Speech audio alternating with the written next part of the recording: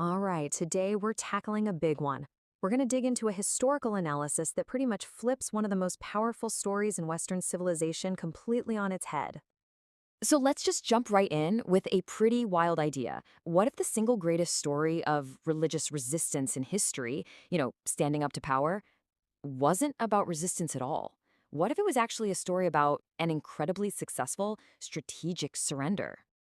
You know the image, right? When you think of early Christianity meeting the Roman Empire, this is probably what comes to mind.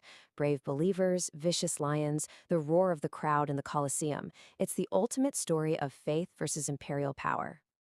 But what if that's not really how it went down?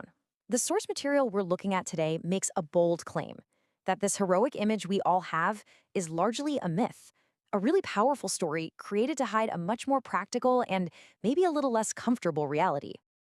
Okay, so to even start to unpack this argument, we have to figure out who Rome actually saw as an enemy. Like, who were they genuinely afraid of? You see, for all its might, the Roman Empire wasn't really scared of new ideas or different gods. I mean, it was a massive multicultural place. What really got Rome's attention, what they truly feared, was political rebellion. They were afraid of swords in the hands of people who wanted to break away.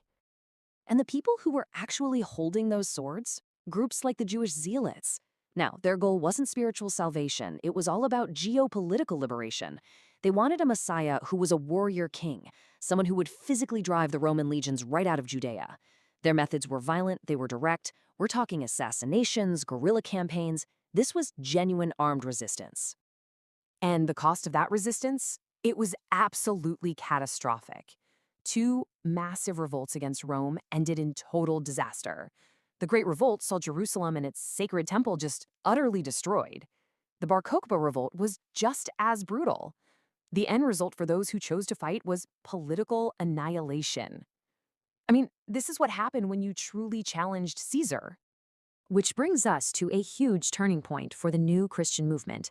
They saw what happened to the Zealots, and they made a very different choice, what our source calls the Great Decoupling. So, try to put yourself in their shoes. Your founder, Jesus, has just been executed by Rome for the political crime of sedition, for claiming to be a king. You now have a choice. Do you follow the path of armed rebellion and face certain destruction, or do you find another way to survive? They chose survival. The argument is that the early church leaders made a conscious, strategic decision to cut their ties with Jewish nationalism and its inevitable violent end. And how they did this is the crucial part. It was basically a brilliant piece of theological rebranding. The Zealot Messiah was a warrior king.